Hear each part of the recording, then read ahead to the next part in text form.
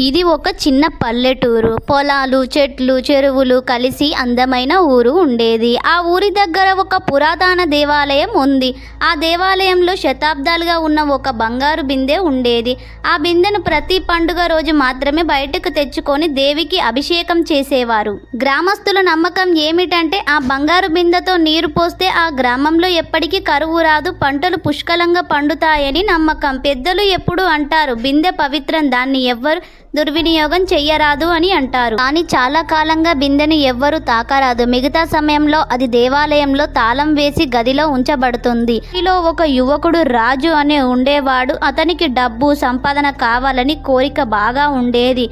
ఒకరోజు విన్నాడు, బిందె ఎవరైనా చేతితో పట్టుకున్న బంగారం లభిస్తుందని ఒక రహస్యం గాథ ఉన్నది. దాంతో అతనికి ఆశ పెరుగుతుంది. ఒక రాత్రి రాజు దేవాలయానికి దొంగతనంగా వెళ్తాడు. గది తాళం తెరిచి బిందెను చేతికి తీసుకుంటాడు.